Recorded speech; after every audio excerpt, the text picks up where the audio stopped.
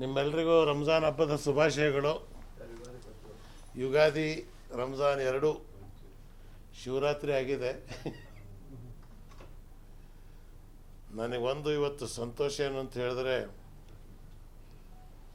JDS ಪಕ್ಷದ ಬಗ್ಗೆ ನಾನೇನು ಹೇಳಿದ್ನೋ ಕೊನೆಗೆ ಅದು ಸತ್ಯವಾಯ್ತು. ಇವತ್ತು ದೇವೇಗೌಡರಂಥ ಮುಖಂಡತ್ವ, ಕೆಂಪೇಗೌಡನ ಮಕ್ಕಳು, ಸ್ವಾಭಿಮಾನ ಇರ್ತಕ್ಕಂಥ ಒಕ್ಕಲಿಗ ಸಮಾಜ, ರೈತನದು ಕೊಡುವ ಕೈ ಹೊರತು ಬೇಡುವ ಕೈ ಅಲ್ಲ. ಇವತ್ತು 3 ಸೀಟಿಗಾಗಿ ದಿಲ್ಲಿ ಹೋಗಿ ಬೇಡುವಂಥ ಪರಿಸ್ಥಿತಿ ಬಂತಲ್ಲ ಅನ್ನೋ ನೋವು. ಅದರಲ್ಲೂ ಅವ್ರ ಕಂಡೀಷನ್ನು, ಪಾಪ ಕುಮಾರಸ್ವಾಮಿ ಅವರಿಗೆ ಆರೋಗ್ಯ ಸರಿ ಇಲ್ಲ, ಮಗನ ನಿಲ್ಲಿಸ್ಬೇಕು ಅಂತ ಅವ್ರ ಇಚ್ಛೆ ಇತ್ತು.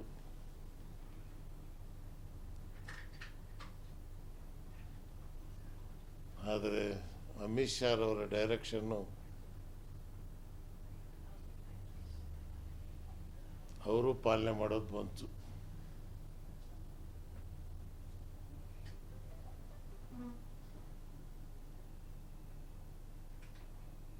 ಇವತ್ತು ಜನತಾದಳ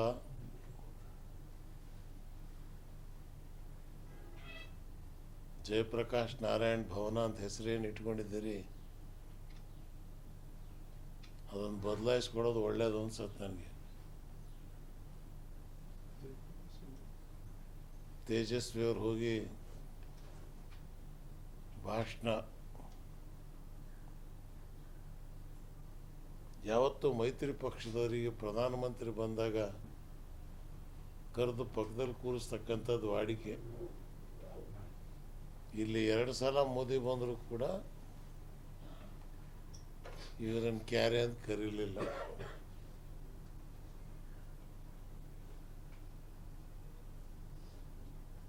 ಏನು ನಮಗೆ ನಮ್ಮ ನಾಡಿನ ಸ್ವಾಭಿಮಾನ ಇಲ್ವೇ?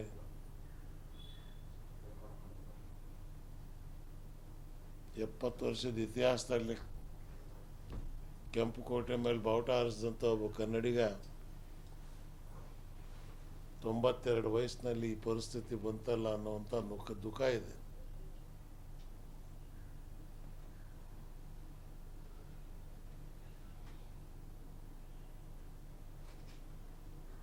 ಇವತ್ತು ನಾವು ಬಹುತೇಕವಾದಂಥ ಕಾರ್ಯಕರ್ತರು ಇವತ್ತು ಜನತಾದಳದವ್ರು ಏನು ನನ್ನ ಜೊತೆಯಲ್ಲಿ ಉಳ್ಕೊಂಡಿದ್ದಾರೋ, ಮುಂದಿನ ಚುನಾವಣೆಯಲ್ಲಿ ಇಂಡಿಯಾ ಗಠಬಂಧನಕ್ಕೆ ನಾವೇ ವಾಲಂಟಿಯರ್ ಆಗಿ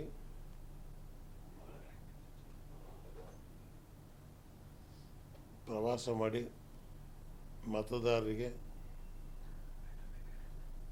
ಪ್ರಜಾಪ್ರಭುತ್ವನ ಉಳಿಸ್ತಕ್ಕಂಥದ್ದಕ್ಕೆ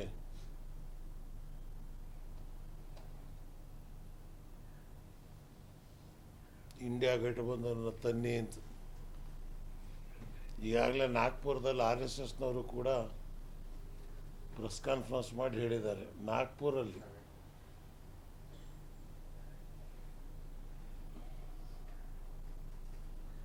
ಸತ್ಯ ಮರೆಮಾಚಕ್ಕಾಗಲ್ಲ. ಎಲೆಕ್ಟ್ರಲ್ ಬಾಂಡ್ ಮಾರ್ಟಿನ್ 1400 ಕೋಟಿ ರೂಪಾಯಿ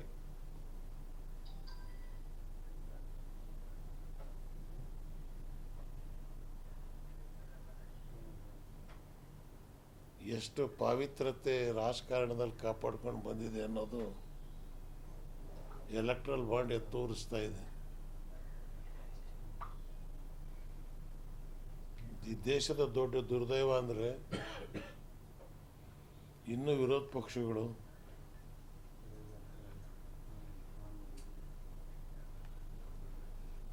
ಯಾವ ರೀತಿ 77ರಲ್ಲಿ ಹೋರಾಟ ಮಾಡಿದ್ವೋ ಆ ರೀತಿ ಹೋರಾಟ ಮಾಡ್ತಕ್ಕಂಥದ್ದಕ್ಕೆ ಇನ್ನೂ ಸಜ್ಜಾಗ್ತಾ ಇಲ್ಲ.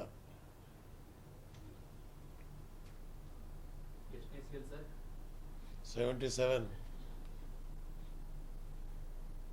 ಅವತ್ತು ಜಯಪ್ರಕಾಶ್ ನಾರಾಯಣರವರ ನೇತೃತ್ವ ಇತ್ತು.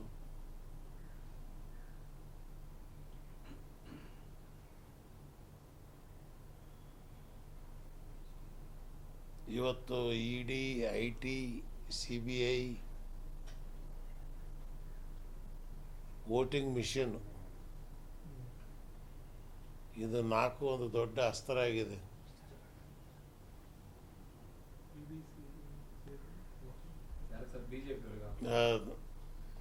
ಇವತ್ತು ಹೇಳ್ತೀನಿ ನಾನು, ವಿರೋಧ ಪಕ್ಷದವರು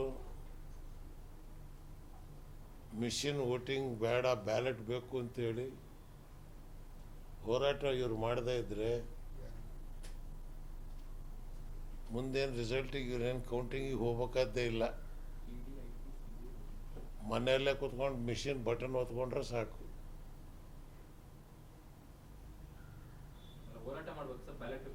ಹೌದು, ಪ್ರಪಂಚದ ಯಾವುದೇ ದೇಶದಲ್ಲಿ ಮಿಷಿನ್ ಇಲ್ಲ, ಅಲ್ಲೆಲ್ಲ ಬ್ಯಾಲೆಟ್ ಪೇಪರ್ ಇದೆ.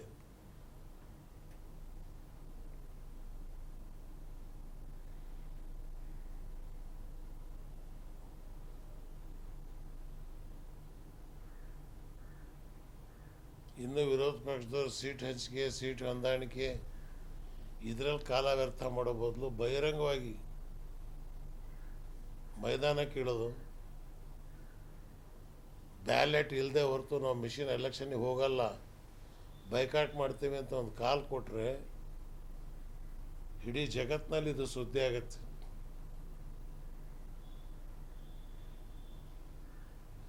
ಆಮೇಲೆ ಎಲೆಕ್ಷನ್ ಕಮಿಷನ್ನಿಗೆ ಯಾಕೆ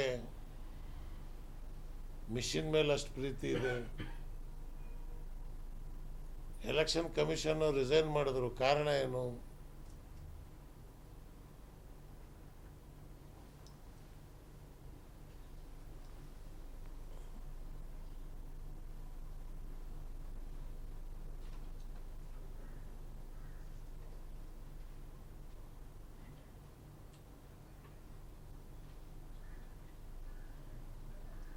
ಇಷ್ಟೇನೇ ಇದ್ರೂ ಕೂಡ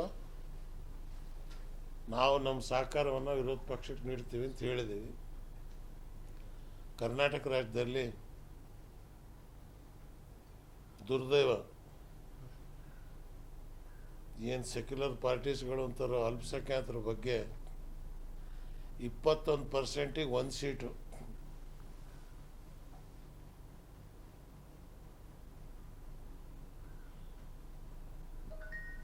BJP ಅಂತ ತೋರಿಸೋದು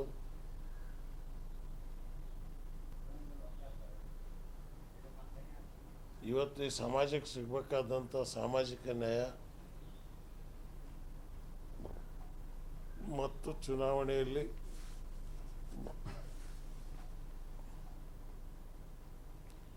%80 ಇವ್ರಿಗೆ ಸಪೋರ್ಟ್ ಮಾಡಿದ ಮೇಲೂ ಕೂಡ 1 ಸೀಟ್, ಏನು ಓಟ್ ಕೊಡದೇ ಇದ್ದವ್ರು 7-8 ಸೀಟ್ ಕೊಟ್ಟಾರ.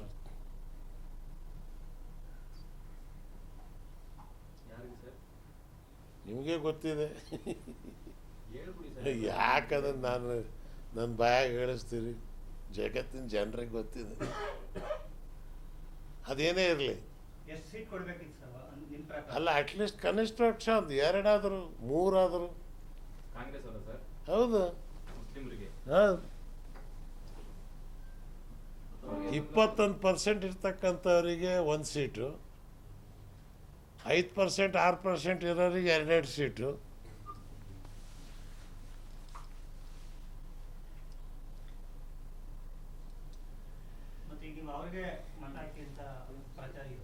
ಈ ವಿಧಿ ಇಲ್ಲ, ಏನು ಮಾಡ್ತೀರಿ? ವಿಧಿ ಇಲ್ಲ. ಪ್ರಜಾಪ್ರಭುತ್ವ ಉಳಿಸ್ಬೇಕು ಅನ್ನೋ ದೃಷ್ಟಿಯಿಂದ ಪಾರ್ಲಿಮೆಂಟ್ ಚುನಾವಣೆಯಲ್ಲಿ ಮಾಡಲೇಬೇಕು. ಅಸೆಂಬ್ಲಿ ಚುನಾವಣೆ ಬಂದಾಗ ಯೋಚನೆ ಮಾಡ್ತೀವಿ ನಾವು. JDS ಇಂಡಿಪೆಂಡೆಂಟ್ ನಿಂತರೆ 6 ಸೀಟ್ ಬರ್ಬೋದಾಗಿತ್ತು. ಅಧ್ಯಕ್ಷನಾಗಿದ್ದ ಹೇಳ್ತೀನಲ್ಲ, ಟ್ರಯಾಂಗಲ್ ಫೈಟ್ನಲ್ಲಿ ಮಂಡ್ಯ ಗೆಲ್ತಿದ್ವಿ, ತುಮಕೂರು ಗೆಲ್ತಿದ್ವಿ, ಹಾಸನ ಗೆಲ್ತಿದ್ವಿ, ಕೋಲಾರ ಗೆಲ್ತಿದ್ವಿ. ಟ್ರಯಾಂಗಲ್ ಫೈಟ್ನಲ್ಲಿ ನಿಮ್ಗೆ ಹೇಳ್ತಿರ್ತಕ್ಕಂಥದ್ದು 4 ಇಲ್ಲೇ ಆಯ್ತಲ್ಲ ನಿಮಗೆ. ಮೈಸೂರು ರೂರಲ್ ಗೆಲ್ತಿದ್ವಿ ಟ್ರಯಾಂಗಲ್ ಫೈಟ್ನಲ್ಲಿ. ಅದಾದಮೇಲೆ ಏನಿದೆ ಅಂತ ಹೇಳಿದ್ರೆ ಉತ್ತರ ಕರ್ನಾಟಕದಲ್ಲಿ ಬಿಜಾಪುರ ಗೆಲ್ತಿದ್ವಿ ಟ್ರಯಾಂಗಲ್ ಫೈಟ್ನಲ್ಲಿ. ಇವರು ಕೇವಲ ಒಂದು ಮಂಡ್ಯ ಸೀಟಿಗೆ ಏನೋ ಸಿಗತ್ತೆ ಅಂತೇಳಿ ಈಗ ಸೋಮಲತಾ ಅಮ್ಮನವ್ರು ಏನು ಮಾಡ್ತಾರೆ ಅನ್ನೋದು ನೋಡ್ಬೇಕು. ಈಗ ತುಮಕೂರಿನಲ್ಲಿ ಹೊಡೆದಾಟ, ಕೃಷ್ಣಪ್ಪ MLA. ನಾನು ಹೇಳಿದ್ದೆ ಅದು ಆಗಲ್ಲ. ನೀವು ನೀರಿನಲ್ಲಿ ಎಣ್ಣೆ ಹಾಕಿದರೆ ಎಣ್ಣೆ ನೀರು ಬೆರೆಯೋಕ್ಕೆ ಸಾಧ್ಯವೇ ಇಲ್ಲ. BJPಗೂ JDSಗೂ ಸಂಬಂಧವೇ ಬರಲ್ಲ. ಈಗ ಕನ್ಯಾವಾಗಿ ಏನಿದೆ ಅಂದರೆ ಈಗ ಮಂಡ್ಯದಲ್ಲಿ ಸುಮಾರು 2 ಲಕ್ಷ ಓಟನ್ನು JDS ಕಳ್ಕೊಂಡಿದೆ. ಈಗ ಸ್ಪಷ್ಟ 2.5 ಲಕ್ಷ ಓಟ್ ಮುಸ್ಲಿಮ್ಸ್ ಇದೆ, ದಲಿತರದ್ದಿದೆ, 2 ಲಕ್ಷ ಕುರುಬರದ್ದಿದೆ. ಇನ್ನು ಒಕ್ಕಲಿಗರು ಪುಟ್ಟಪ್ಪನವರು, ರಾಷ್ಟ್ರಕವಿ ಪುಟ್ಟಪ್ಪನವ್ರನ್ನ ಒಪ್ಪುವಂಥ ಒಬ್ಬ ಒಕ್ಕಲಿಗನೂ BJP ಓಟ್ ಹಾಕಲ್ಲ. ಮಂಡ್ಯ ಭಾರಿ ಪ್ರಭುತ್ವವಾದಂಥ ಜಿಲ್ಲೆ ಅದು. ಏನಿಯಾವ್ ಕುಮಾರಸ್ವಾಮಿಗೆ ಆರೋಗ್ಯ ದೇವ್ರು ಒಳ್ಳೇದು ಕೊಡಲಿ ಅಂತ ಭಗವಂತನಲ್ಲಿ ಪ್ರಾರ್ಥನೆ ಮಾಡ್ತೇನೆ ಅಷ್ಟೇ. ದೇವೇಗೌಡರಿಗೆ ಕೊನೆ ಕಾಲದಲ್ಲಿ ಈ ಪರಿಸ್ಥಿತಿ ಆಗಬಾರ್ದಾಗಿತ್ತು, ಆಗೋಗಿದೆ. ಇನ್ನು ನಮ್ಮದು ಕೇಸು ಡಿಸ್ಟ್ರಿಕ್ಟ್ ಕೋರ್ಟ್ನಲ್ಲಿ ಹಾಕಿದ್ವಿ, ಟ್ರೈಲೇ ನಡೆಸಲಿಲ್ಲ. ಅವರು ಮೇಂಟೈನಬಲ್ ಅಲ್ಲ ಅಂತ ಡಿಸ್ಮಿಸ್ ಮಾಡಿಬಿಟ್ರು. ವಿಚಿತ್ರವಾದಂಥ ನ್ಯಾಯ ಇದು. ಹೈಕೋರ್ಟಿಗೆ ಮತ್ತೆ ಹಾಕಿದ್ದೀವಿ ಇವತ್ತು. ಅವ್ರಿಗೆ ಕೋರ್ಟ್ನಲ್ಲಿ ನಾನು ಕೇಳಿದ ಇಷ್ಟೇನೆಯ, ಜನತಾದಳ ಕಾನ್ಸ್ಟಿಟ್ಯೂಷನ್ ಪ್ರಕಾರ ನಾನು ಅಧ್ಯಕ್ಷನಾಗಿ ಎಲೆಕ್ಟ್ ಆಗಿದ್ದೀನಿ, ನನ್ನನ್ನು ತೆಗೆದಿರೋ ಸರಿ ಇದೆ ಇಲ್ಲೋ ಹೇಳಿ ಅಂತ. ಅದನ್ನು ಕೋರ್ಟು ಡಿಸ್ಟ್ರಿಕ್ಟ್ ಕೋರ್ಟ್ನಲ್ಲಿ ಅದನ್ನು ಟ್ರೈಲೇ ಇರ್ತಿಲ್ಲ. ಆದರೂ ನನಗೆ ನ್ಯಾಯಾಂಗದಲ್ಲಿ ವಿಶ್ವಾಸ ಇದೆ. ಹೈಕೋರ್ಟ್ನಲ್ಲಿ ನನಗೆ ನ್ಯಾಯ ಸಿಗುತ್ತೆ ಅನ್ನೋಕ್ಕಂಥದ್ದು ನಿರೀಕ್ಷಣೆ ಇದ್ದೇನೆ. ಕಾರಣ ಲಕ್ಷಾಂತರ ಜನ ಕಾರ್ಯಕರ್ತರು ನಿರೀಕ್ಷಣೆಯಲ್ಲಿದ್ದಾರೆ. ಮಾರ್ಚ್ 11ನೇ ತಾರೀಕು ಆದಮೇಲೆ ಕರ್ನಾಟಕ ರಾಜ್ಯದಲ್ಲಿ ಪ್ರವಾಸ ಹೊರಡ್ತಾ ಇದ್ದೀವಿ ನಾವು.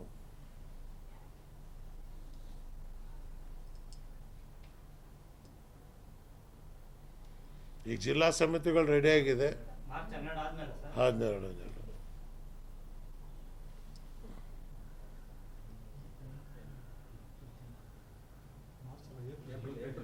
ಏನು ಏಪ್ರಿಲ್.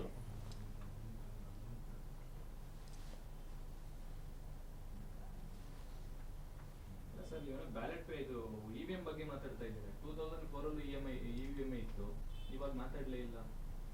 ಯಾರು ನೀವು EVM ಬೇಡ ಅಂತ ಮಾತಾಡಲಿಲ್ಲ ಅವಾಗ. 10 ವರ್ಷ ಕಾಂಗ್ರೆಸ್ ಬಂತು, ಈಗ ಮೊನ್ನೆ 136 ಕಾಂಗ್ರೆಸ್ ಅವ್ರು ಗೆದ್ರು. ಅವಾಗ ನೀವು ಜೆಡಿಎಸ್ ರಾಜ್ಯಾಧ್ಯಕ್ಷರಾಗಿದ್ರು, ವಿಧಾನಸಭಾ ಚುನಾವಣೆ ಬಗ್ಗೆ ಮಾತಾಡಲಿಲ್ಲ, EVM ಅಲ್ಲೇ ನಡೆಸಿದ್ರು. ಈಗೇನು ಸರ್ ದಿಢೀರ್ ಅಂತ EVM ಮೇಲೆ ನಿಮಗೆ? ಮೋದಿ ಭಾರಿ ಬುದ್ಧಿವಂತರು, ಎಲ್ಲ ಕಡೆ ಕೈ ಹಾಕೋಕೆ ಹೋಗಲ್ಲ ಅವರು. ಮದುವೆ ಮನೆಯಲ್ಲಿ ಮಲಗದಾಗ ಕೈ ಹಾಕ್ತಾರಲ್ಲ, ಹಂಗೆ ಕೈ ಹಾಕೋರಿ ಇವರು. ಎಚ್ಚರ ಆದರೆ ಹ್ಞೂ ಅಂತ ಪಕ್ಕದಲ್ಲಿ ಸರಿದು ಬಿಡೋದು. ಇವ್ರು ಸೆಲೆಕ್ಟೆಡ್ ಸೀಟ್ ಟಾರ್ಗೆಟ್ಸ್ ಅಷ್ಟೇ. ಯಾಕೆ ಬೇಡ ಅಂತಾರೆ EVM? ಯಾಕೆ ಬೇಕು ಅಂತಾರೆ? ಎಲ್ಲಿ ಬ್ಯಾಲೆಟ್ ಆಗಿದೆಯೋ ಅಲ್ಲಿ EVM ಯಾಕೆ ಬೇಡ ಅಂತಾರೆ? ಹ್ಯಾಕ್ ಆಗತ್ತೆ ಅದರಲ್ಲಿ ಅಂತ. ಚುನಾವಣಾ ಆಯೋಗ ಎಲ್ಲರಿಗೂ ಓಪನ್ ಆಫರ್ ಕೊಟ್ಟಿತ್ತು. ಏನಂತ? ಹೆಂಗಾಗುತ್ತೋ ಬಂದು ತೋರಿಸಿ ಅಂತ. ನೀವು ಹೋಗ್ಲಿಲ್ಲ. No no no, you see that's what opposition party biggest weakness ಅಲ್ಲೇ ಇರ್ತಕ್ಕಂಥ. ಅಲ್ಲ, ದಟ್ ಈಸ್ ದ ವೀಕ್ನೆಸ್. ಈಗ ಹೇಳ್ತಾ ಇದ್ರಲ್ಲ ಎಲ್ಲ ಈಗಲೂ ಈಗ ಹೇಳ್ತಾ ಇದಾರೆ ಅವರು. ಅಲ್ಲಲ್ಲ, ನಾನು ಹೋಗೋದು, ನಾನು ಇಲ್ಲಿ ಸ್ಟೇಟ್ನಲ್ಲಿದ್ದೀನಿ, ನಾನೇನ್ರಿ. ಇಲ್ಲ ಇಲ್ಲ, ಸಿ ಆವಾಗ ನ್ಯಾಷನಲ್ ಪಾರ್ಟೀಸ್ಗಳು ಕಾಂಗ್ರೆಸ್ ಪಾರ್ಟಿದನ್ನು ಎತ್ತಬೇಕಾಗಿತ್ತು ಅವ್ರ ಹತ್ರಕ್ಕೆಲ್ಲ. ಈಗ ಅವ್ರು ಹೇಳ್ತಾ ಇದ್ದಾರೆ ಹೌದು ಇದು ತಪ್ಪು ಅಂತ. ಈಗ ಅವ್ರು ಒಪ್ಕೊಂಡಿದ್ದಾರೆ. ಈಗ ಅವರು ಒಪ್ಕೊಂಡಿದ್ದಾರೆ. ಇಬ್ರಾಹಿಂ ಸರ್, ನೀವು ಎಜುಕೇಟೆಡ್ ಹಿಂಗ್ ಮಾತಾಡ್ಬಿಟ್ಟಾಗ ಜನಕ್ಕೆ ಬೇರೆ ಸಂದೇಶ ಹೋಗ್ಬಿಡುತ್ತೆ ಸರ್. ಇಬ್ರಾಹಿಂ ಅವರು ಒಂದು ಪಕ್ಷದಾಗಿದ್ದ ಒಂದು ಮಾತಾಡ್ತಾರೆ, ಇನ್ನೊಂದು ನಾನು ಏನು ಅವಾಗಲೂ ಕೇಳಿ ಸರ್, ಸ್ಟೇಟ್ ಪ್ರೆಸಿಡೆಂಟಾಗಿ ನಾನು ಹೋಗೋಕ್ಕಾಗ್ತಿರ್ಲಿಲ್ಲ, ನ್ಯಾಷನಲ್ ಪ್ರೆಸಿಡೆಂಟಾಗಿ ದೇವೇಗೌಡರು ಹೋಗ್ಬೇಕಾಯ್ತು. ಚುನಾವಣಾ ಆಯೋಗ ದೇಶದ ಯಾರೇ ಬಂದ್ರು ಓಪನ್ ಚಾಲೆಂಜ್ ಅಂತ ಹೇಳಿದ್ರು, ಯಾರೇ ಪ್ರಜೆ ಬಂದ್ರು ಅಂತ. ಇಬ್ರಾಹಿಂ ಪ್ರಜೆಯಾಗೆ ಹೋಗಿ ಅದು ಹೆಂಗೆ ಹ್ಯಾಕ್ ಆಗುತ್ತೆ ಅಂತ ತೋರಿಸಬಹುದಾಗಿತ್ತಲ್ಲ ಅಂತ ಹೇಳದ್ ನಾನು. ಇದನ್ನ ಚುನಾವಣಾ ಆಯೋಗ ಈ ಮಿಷಿನಲ್ಲಿ ಆಗತ್ತಾ, ಈ ಮಿಷಿನ್ ಉಗ್ರ ನರಸಿಂಹ ನಾಟಕದಲ್ಲಿ ಈ ಕಂಬದಲ್ಲಿ ಇದಾನ, ಈ ಕಂಬದಲ್ಲಿ ಇದಲ್ಲ. ಚುನಾವಣಾ ಆಯೋಗಕ್ಕೆ ನಾ ಕೇಳ್ತೀನಿ, why they are interested only in EVM? Sir 2014 ಬಂದಿಲ್ಲ EVM. That is the wrong. ಮತ್ತೆ ಈವನ್ ಕಾಂಗ್ರೆಸ್ ಅವಾಗ ಮಾಡಿದ್ರು ರಾಂಗ್. ಅಲ್ಲ ಸರ್, ಈಗ ಅವರು EVM ಬಂದಿದ್ದು ಯಾವಾಗ ಸರ್? ಮೋದಿ ಬಂದ್ಮೇಲೆ ಬಂತ? ಇಲ್ಲ EVM ಕಾಂಗ್ರೆಸ್ ಇದ್ದಾಗ ಮಾತೇ ಎತ್ತಲಿಲ್ಲ. ಇಲ್ಲ. ಕಾಂಗ್ರೆಸ್ ಅವಾಗ EVM ಹ್ಯಾಕ್ ಆಗ್ತಿರ್ಲಿಲ್ಲ. ಅವಾಗ ಅವ್ರಿಗೆ ಅನುಕೂಲ ಆಯ್ತು. ಅವಾಗ ಅವ್ರಿಗೆ ಹ್ಯಾಕ್ ಆಗ್ತಿತ್ತು ಆಗ್ಲೂ. ಆದ್ರೆ ಅವ್ರಿಗೆ ಗೊತ್ತೈತಿ ಏನಿತ್ತು. ಆಗ್ತಿತ್ತಾ ಹ್ಯಾಕ್? ನ್ಯಾಚುರಲ್ ಆಗ್ತಿತ್ತು. ಮೆಷಿನ್ ಯಾವತ್ತೂ ಹ್ಯಾಕ್ ಆಗ್ತಾ ಇದೆ. ನಿಮ್ಮ ಮೊಬೈಲೇ ಆಗತ್ತಲ್ರಿ. ಈಗ ನಿಮ್ಮ ಮೊಬೈಲ್ ಕಟ್ ಆಗ್ತಾ ಇದೆ 100%. ಎಸ್, ಅದನ್ನೇ ಕನ್ಕ್ಲೂಷನ್ಗೆ ಬರ್ಬೇಕಾಗತ್ತೆ.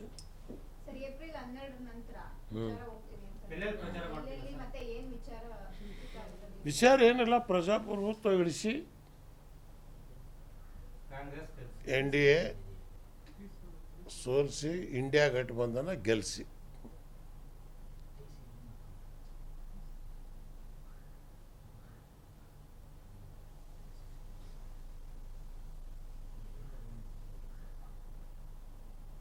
JDS ಸಿಕ್ಕಿರುವಂತಹ 2-3 ಸ್ಥಾನದಲ್ಲಿ JDS ಗೆಲ್ಲುತ್ತಾ ಅಥವಾ ಅಲ್ಲೆಲ್ಲ ಏನಾದರೂ ನೀವೇನಾದರೂ ಪ್ರಚಾರ ಮಾಡ್ತೀರಾ JDS ನ ಸೋಲಿಸಿ ಮೈತ್ರಿ ಕೂಟವನ್ನು ಬೆಂಬಲಿಸಿ ಅಂತ? ನಾವು ಸೋಲ್ತೀವಿ ಅಂತಲೇ ಹೋಗಿದ್ದಾರೆ ಇವರು. ಅಲ್ರಿ, ಹಾಸನದಲ್ಲಿ ಪ್ರೀತಮ್ ಗೌಡ ಮಾತಾಡಿದ ಮಾತು, ಅವನ ಮೊನ್ನೆ ಹುಡುಗ ಇದು ಒಂದಾಗಕ್ಕೆ ಸಾಧ್ಯವೇ ಇಲ್ಲ. ತುರುವೇಕೆರೆ MLA ಕೃಷ್ಣಪ್ಪ ಓಪನ್ ಸ್ಟೇಜ್ನಲ್ಲೇ ಹೊಡೆದಾಟ.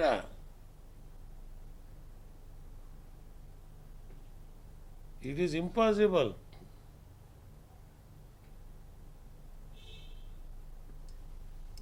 ಮಂಡ್ಯದಲ್ಲಿ ಕುಮಾರಸ್ವಾಮಿನೂ ಸೋಲ್ತಾರೆ ಅಂತೀರಾ? ಕಷ್ಟ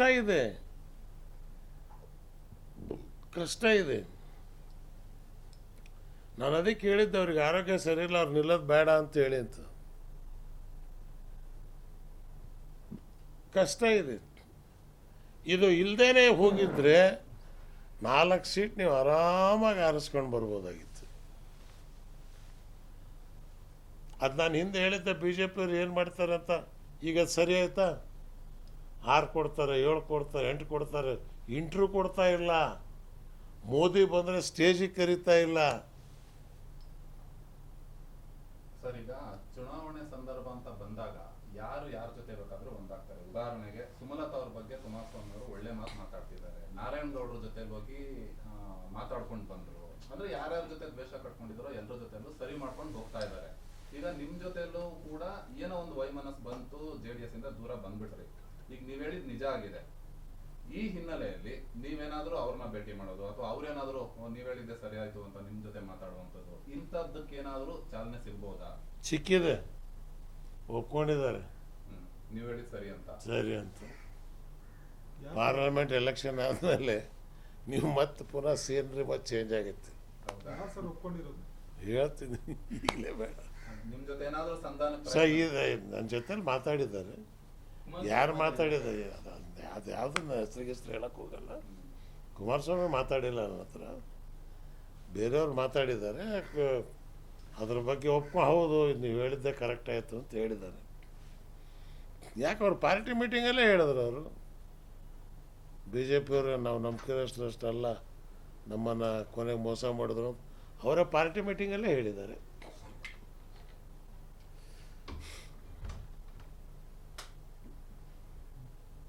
ಬಟ್ ಇಂಟ್ರೆಸ್ಟಿಂಗ್ ಆಗಿರುತ್ತೆ ಎಲೆಕ್ಷನ್ನು. ನೀವಿನ್ನೂ ಹೊಡೆದಾಟಗಳು ನೋಡ್ತಾ ಇರಿ. ನೀವು ಹೊರಗಡೆ ಓಟ್ಕೊಳ್ಳೋಕ್ಕಿಂತ ಈ ಹರಿದಿರೋದು ತೇಪೆ ಹಾಕೋದ್ರಲ್ಲೇ ಟೈಮ್ ಹೋಗುತ್ತೆ ಇವರಿಗೆ. ಕರೆಯೋದು ಮಾಡೋದು ಕೋಆರ್ಡಿನೇಷನ್ ಆಗಲ್ವಾ ಸರ್? ಕಷ್ಟ, ಇಂಪಾಸಿಬಲ್. ಕಾರಣ ಇವ್ರು ಫಸ್ಟ್ ಮಾತಾಡೋಕ್ಕೆ ಹೋದಾಗಲೇ ಅಲ್ಲೇ ತಪ್ಪು ಮಾಡಿದ್ದು. ಫಸ್ಟ್ ಇವ್ರು ಮಾತಾಡೋಕ್ಕೆ ಹೋದಾಗ ಮಾತು ಪಾರ್ಟಿ ಟು ಪಾರ್ಟಿ ಆಗ್ಬೇಕಾಗಿತ್ತು. ಇದು ಅದು ಬಿಟ್ರೆ ಇವರೊಬ್ಬರೇ ಹೋಗ್ಬಿಟ್ರು. ಯಾಕೆ ಡಾಕ್ಟ್ರನ್ನ JDS ಸಿಂಬಲಲ್ಲಿ ನಿಲ್ಸೋಕ್ಕಾಗ್ತಿರ್ಲಿಲ್ವಾ? ಪಾಪ ಒಳ್ಳೆ ಡಾಕ್ಟ್ರು ಅವರು, ಒಳ್ಳೆ ಸರ್ಜನ್. ಅವ್ರನ್ನ ತಗೊಂಡೋಗಿ ನೀವು BJP ಕ್ಯಾಂಡಿಡೇಟ್ ಮಾಡಿದಿರಿ. ಡಾಕ್ಟರ್ಗೆ ಆಪರೇಷನ್ ಅಂತೀರಾ? ಹಾಂ, ಡಾಕ್ಟರ್ಗೆ ಆಪರೇಷನ್? ಹೌದು, ಅವ್ರದ್ದೇ ಹಾರ್ಟ್ ಚೇಂಜ್ ಮಾಡಿದ್ದಾರೆ ಈಗ. ಹೇಗಿದೆ ಸರ್ ಈಗ ಬೆಂಗಳೂರು ಗ್ರಾಮಾಂತರದಲ್ಲಿ ಗೆಲ್ತಾರ ಸರ್? ಕಷ್ಟ ಕಷ್ಟ ಕಷ್ಟ ಕಷ್ಟ ಕಷ್ಟ ಕಷ್ಟ ಇದೆ, ಎಲ್ಲ ಕಡೆ ಟೈಟಾಗಿ ಹೋಗ್ತಾ ಇದೆ. ಜನ ಭಾರಿ ಹುಷಾರಾಗಿದ್ದಾರೆ. ಬಟ್ ಮುಂದೆ ಚುನಾವಣೆ ಹೋದಾಗ ಯಾವ ರೀತಿ ಇದು ಶೇಪ್ ತಗೊಳತ್ತೆ ಅನ್ನಕ್ಕಂಥದ್ದು ಭಾರಿ important. How India will take, ಯಾವ ರೀತಿ ಇದನ್ನು ತೊಗೊಂಡೋಗುತ್ತೆ ಅನ್ನಕ್ಕಂಥದ್ದು ಇಂಪಾರ್ಟೆಂಟ್ ಇದೆ. ಅಲ್ಲಿ ಇಂಡಿಯಾದಲ್ಲಿ ಅನುಭವಸ್ಥರು ಕಡಿಮೆ ಇದ್ದಾರೆ. ಇಲ್ಲಿ BJPಯಲ್ಲಿ ಒನ್ ಮ್ಯಾನ್, ಹಮ್ದು ಹಮಾರೆದು. ಎಷ್ಟು ಬರುತ್ತೆ ಸರ್? ಎಷ್ಟು ಸೀಟ್ ಗೆಲ್ಬೋದು ಸರ್ JDS ಮತ್ತೆ BJP ರಾಜ್ಯದಲ್ಲಿ?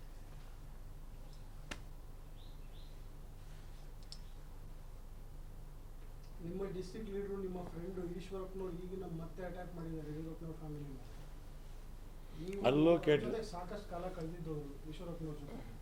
ಏನು ನಡೀತಾ ಇದೆ ಸರ್ ಇಂಟರ್ನಲ್ ಪಾಲಿಟಿಕ್ಸ್? ಒಂದು ರೀತಿ ಒಬ್ಬರನ್ನ ಅನುಕೂಲ ಮಾಡ್ಕೊಡೋದಕ್ಕೆ ಇನ್ನೊಬ್ರು ಮಾಡ್ತಿದ್ದಾರೆ ಅನ್ನೋ ರೀತಿಯಲ್ಲಿ ಅನಿಸ್ತಿಲ್ಲ. ದೇಶಕ್ಕೆ ಏನು ಬೇಕು, ಪಕ್ಷಕ್ಕೆ ಏನು ಬೇಕಲ್ಲ. ನನಗೇನು ಸಿಕ್ತು, ನನಗೆ ಸಿಕ್ತು, ಸಿಗಲಿಲ್ಲ ನಡಿ ಬಾ ಬಜಾರಿಗೆ. ಇವತ್ತು ಅದೇ ಆಗ್ತಾ ಇರೋದು. ನನಗೆ ಸಿಗಲಿಲ್ಲ, ನಾವಂಥ ಪಾಲಿಟಿಕ್ಸ್ ಮಾಡಲಿಲ್ಲ. ಇದ್ದಿದ್ದು 4 ವರ್ಷ ಬಿಟ್ಟು ಅವ್ರ ಕೈಯಾಗಿ ಕೊಟ್ಟಿಟ್ಟು ಹೊರಗೆ ಬಂದ್ವಿ.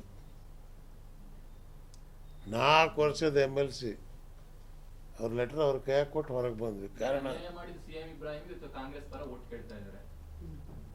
ನ್ಯಾಯ ಅನ್ಯಾಯ ನಾನು ಕಾಂಗ್ರೆಸ್ ಪರ ಅಂತ ಕೇಳ್ತಾ ಇಲ್ಲ. ಪ್ರಜಾಪ್ರಭುತ್ವ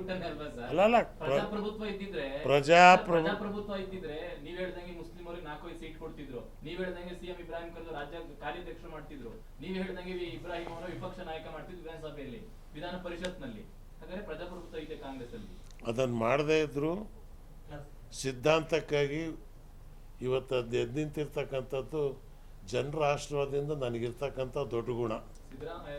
ಇಬ್ರಾಹಿಂ ಅವರು ಸಿದ್ಧಾಂತ ಬಿಟ್ಟು ಕಾಂಗ್ರೆಸ್ ಅನ್ನು ಬೆಂಬಲಿಸ್ತಾ ಇದ್ದಾರೆ. ಸಿದ್ಧಾಂತ ಬಿಟ್ಟಲ್ಲ, ಸಿದ್ಧಾಂತ ಇಟ್ಕೊಂಡೆ ನಾನು ಪ್ರಜಾಪ್ರಭುತ್ವಕ್ಕೋಸ್ಕರವಾಗಿ ಇಂಡಿಯಾ ಸಂಘಟನೆಗೆ ಬೆಂಬಲ ಕೊಡ್ತಾ ಇದ್ದೀನಿ. ಇಬ್ರಾಹಿಂ ಅವರು ಮೋಸ ಮಾಡಿದ್ರು. I am not bother about it. Siddanna ಅವ್ರ ಸ್ನೇಹಕ್ಕಾಗಿ ಸಿದ್ದಣ್ಣ ಅವ್ರ ಸ್ನೇಹ ಅವತ್ತು ಇದೆ, ಇವತ್ತು ಇದೆ, ಅದು ಬೇರೆ ಪ್ರಶ್ನೆ. ಮೂರು ಪಕ್ಷದಲ್ಲಿ ಬರೀ ತಮ್ಮ ಮಗ, ಹೆಂಡತಿ, ಸೊಸೆ, ಹಿಂಗೆ ಕೊಟ್ಟರೆ ಮೂರು ಪಕ್ಷದಲ್ಲಿ. ಬರೀ ಕಾಂಗ್ರೆಸ್ ಅಲ್ಲಿ ಒಂದು 12, JDS ಅಲ್ಲಿ BJP ಅಲ್ಲಿ ಕಡಿಮೆ ಆಗ್ಬಿಟ್ಟಿದೆ ಸರ್. ಈಗ ಅಪ್ಪ ಮಕ್ಕಳದು ಕಾಂಗ್ರೆಸ್ ಅಲ್ಲಿ ಜಾಸ್ತಿ ಆಗ್ಬಿಟ್ಟದೆ. ಬರೀ ಮನೆ ನೋಡಿದ್ರೆ ಪ್ರಜಾಪ್ರಭುತ್ವ ಅಂತ ಇದೆ. ಕಾರ್ಯಕರ್ತರೆಲ್ಲ ಯಾವ ಪಕ್ಷದಲ್ಲೂ ಇಲ್ವಾ? ಇದ್ರು ಏನ್ ಪ್ರಯೋಜನ ಆಯ್ತು? CM ಇಬ್ರಾಹಿಂಗೆ ಬೆಂಗಳೂರು ಸೆಂಟ್ರಲ್ ಕೊಟ್ಟು ಕರೀಬೋದಾಗಿತ್ತಲ್ಲ ಅಂತ ಕಾಂಗ್ರೆಸ್ ಅವರು. ಬೇಡವನಿಲ್ಲದೆ ಬಡವನಾದನಯ್ಯ ಅಂತ ಬಸವಣ್ಣವ್ರು ಹೇಳಿದ್ದಾರೆ. ಆದ್ರೂ ಕಾಂಗ್ರೆಸ್ ಬೆಂಬಲ ನೀವು. ಕಾಂಗ್ರೆಸ್ಸಿಗೆ ಅಂತ ನಾವು ಬೆಂಬಲ ಅಂತ ಹೇಳ್ತಾ ಇಲ್ಲ. ಪ್ರಜಾಪ್ರಭುತ್ವ ಉಳಿಸೋದಕ್ಕೆ ಇಂಡಿಯಾ ಘಟಕಕ್ಕೆ ಬೆಂಬಲ ಕೊಡಿ ಅಂತ ಕೇಳ್ತಾ ಇದ್ದೀನಿ. ಸರ್ ಮುಂದೆ ನಿಮ್ಮ ರಾಜಕೀಯ ಭವಿಷ್ಯ ಏನು ಸರ್? ಯಾಕಂದ್ರೆ ಭವಿಷ್ಯ ನಿರೂಪಣೆ ಮಾಡೋರು ಅದೇ ಯಾವಾಗ ಏನು ಮಾಡ್ತೀವಿ ಅದು ನೋಡಿ ನೀವು. ಏಪ್ರಿಲ್ ಆದಮೇಲೆ ಏನಾಗುತ್ತೆ ಅಂತ ಹೇಳಿ ಅಂತ, ಚುನಾವಣೆ ಹೆಂಗೆ ಬರುತ್ತೆ, ಯಾರ್ಯಾರು ಎಲ್ಲೆಲ್ಲಿ ಹೋಗ್ತಾರೆ, ಯಾವ್ಯಾವ ಪಾರ್ಟಿ ಎಲ್ಲಾಗತ್ತೆ ಅನ್ನಕ್ಕಂಥದ್ದು. ಸರ್ ವಾರದಲ್ಲಿ 2 ದಿನ ನೀವು ಸಿದ್ದರಾಮಯ್ಯನವ್ರ ಜೊತೆ ಮಾತಾಡ್ತಿದ್ದೀರಾ, ನಿಮ್ಮ ಜೊತೆ ಟಚ್ ಅಲ್ಲಿ ಇದ್ದಾರೆ. ಇಲ್ಲ ಕಾಂಗ್ರೆಸ್ಸಿಗೆ ಬೇಕಾದಂತ ಸಜೆಷನ್ಸ್ ಇಲ್ಲ ಇಲ್ಲ ಇಲ್ಲ ಇಲ್ಲ ಸಿದ್ದರಾಮಯ್ಯನವ್ರ ಜೊತೆಗಲೇ ಎಲೆಕ್ಷನ್ ಆದಮೇಲೆ ಇವತ್ತಿನವರೆಗೂ ನಾವು ಮಾತಾಡಿಲ್ಲ. ರಂಜಾನ್ ಹಬ್ಬ ಉಪವಾಸ ಇದ್ದೀನಿ ನಾನು, ಸುಳ್ಳು ಹೇಳೋದಿಲ್ಲ. ಸಿದ್ದರಾಮಯ್ಯನವರು ನನ್ನ ಮೇಲೆ ಪ್ರೀತಿ ಇದೆ, ಸಿದ್ದರಾಮಯ್ಯನವ್ರ ಬಗ್ಗೆ ನನಗೆ ಪ್ರೀತಿ ಇದೆ. ಬಟ್ ಅವ್ರ ರಾಜಕಾರಣ ಅವ್ರು ಮಾಡ್ತಿದ್ದಾರೆ, ನಮ್ಮ ರಾಜಕಾರಣ ನಾವು ಮಾಡ್ತೀವಿ. ಪಾಪ ಅವರಿಗೂ ಅಲ್ಲೂ ಕೂಡ ಬಗೆಹರಿಸ್ಕೊಳಕ್ಕಾಗ್ತಾಯಿಲ್ಲ. ಈ ಕೋಲಾರು ಅಲ್ಲೂ ಒದ್ದಾಟ ಶುರುವಾಗಿದೆ. ಹೇಳ್ತೀರ. ಸೊ ಹಾಗಾಗಿ ಇವತ್ತು ಪ್ರಜಾಪ್ರಭುತ್ವ ಉಳಿಬೇಕು. ಈ ಚುನಾವಣೆ ಕೊನೆ ಚುನಾವಣೆ ಆಗಬಾರ್ದು. RSSನವರೇ ಹೇಳಿದ್ದಾರೆ ಇವತ್ತು ನಾಗ್ಪುರದಿಂದ. ಅವ್ರ ಪತ್ರಿಕಾ ಹೇಳಿಕೆ ನೀವು ನೋಡಿರ್ಬೋದು. ಮೊನ್ನೆ ಎಲ್ಲ ಟಿ ವಿಯಲ್ಲಿ ಬಂದಿದೆ ಅಂತ ನನಗೆ ಗೊತ್ತಿಲ್ಲ, ಬಟ್ ವಾಟ್ಸಪ್ನಲ್ಲಿ ಮಾತ್ರ RSSನವ್ರದ್ದು ನ್ಯೂಸ್ ಕಾನ್ಫರೆನ್ಸ್ ಕೊಟ್ಟಿದೆ. ಅಫ್ಜಲ್, ನೀವು ನೋಡಿದ್ರೆ ಅದು RSS ನ್ಯೂಸ್ ಕಾನ್ಫರೆನ್ಸ್ ಇತ್ತು, ನಮ್ಮ ಟ್ಯಾಗಿತ್ತಲ್ಲ ತೋರಿಸಿದಾರೆ ಅದು. ಹಾಂ, ಕಳಿಸಿ ಅದನ್ನು. ನಾಗ್ಪುರದಲ್ಲೇ ಅವ್ರು ಮಾಡಿದ್ದಾರೆ. So first time. ಸೊ ಹಾಗಾಗಿ ಏನು RSS ಬಗ್ಗೆ ನಾನು ಹೇಳ್ತಿದ್ನೋ, RSSನವ್ರು ಎಲ್ಲ ರಾಷ್ಟ್ರದ ನಾನು ಅದಕ್ಕೆ ಹೇಳ್ತಿದ್ದೆ, RSSನಲ್ಲೂ ಒಳ್ಳೆ ಜನ ಇದ್ದಾರೆ. ಅಂದ್ರೆ RSS ಅನ್ನು ಬಿಟ್ಟು ಮೋದಿ ಒಂದು ಪರ್ಯಾಯ ಶಕ್ತಿ ಆಗಿದೆ ಸರ್ ಈಗ. ಹೌದು, ನ್ಯಾಚುರಲ್. ಅಹಂ ಬ್ರಹ್ಮಾಸ್ಮಿ. ಕೃತಯುಗ, ತ್ರೇತಾಯುಗ, ದ್ವಾಪರಯುಗ, ಈ 3 ಯುಗದಲ್ಲೂ ಕೂಡ ಏನಾಗಿದೆ ಅಂತ ನೀವು ನೋಡ್ಕೊಂಡು ಬಂದಿದ್ದೀರಿ. ಕಲಿಯುಗದಲ್ಲೂ ಅದೇ ಆಗ್ತಾ ಇದೆ. ಈ ಮಣ್ಣಿನ ಗುಣ ಅದು. ಕೊನೆಗೆ ಯಾವಾಗ ಅಶಕ್ತಿ ಆಗತ್ತೋ, ದುಷ್ಟಶಕ್ತಿ ಹೋದಾಗ ಏನಿದೆ ಅಂದರೆ ಧರ್ಮಶಕ್ತಿ ತಲೆ ಎದ್ದೇಳುತ್ತೆ. ಸರ್, ಈಗ ಹೈಕೋರ್ಟಲ್ಲಿ ಕೇಸ್ ಹಾಕೊಂಡಿದ್ದೀರಾ, ಅಂದ್ರೆ ಲೋಕಲ್ ಇದ್ರಲ್ಲಿ ಆಗಿಲ್ಲ ಅಂತ. ಹೈಕೋರ್ಟಲ್ಲೂ ಏನಾದರೂ ನಿಮ್ಮ ವಿರುದ್ಧವಾಗಿ ಬಂತು ಅಂದ್ರೆ ಮುಂದಿನ ನಡೆ ಏನಾಗಿರುತ್ತೆ? ಬೇರೆ ಪಕ್ಷ ಏನಾದರೂ ಇದು ಮಾಡ್ತೀರಾ ಅಥವಾ ಕಾಂಗ್ರೆಸ್? ಜನರ ಎದುರಿಗೆ ಹೋಗ್ತೀವಿ. ಹೈಕೋರ್ಟ್ನಲ್ಲಿ ನನಗೆ ನ್ಯಾಯ ಸಿಗುತ್ತೆ ಅನ್ನೋ ವಿಶ್ವಾಸ ನನಗಿದೆ. ಕಾರಣ ನಾನು ಕೇಳೋದು ಭಾರಿ ಸಿಂಪಲ್ಲು. ನನಗೆ ಜನತಾದಳದ ಅಧ್ಯಕ್ಷನಾಗಿ ನೀವು ಇಡೀ ಅಂತ ಅವ್ರಿಗೆ ಕೇಳ್ತಾರೆ. ನನ್ನನ್ನು ತೆಗೆದಿರೋದು ಸರಿನಾ ತಪ್ಪ?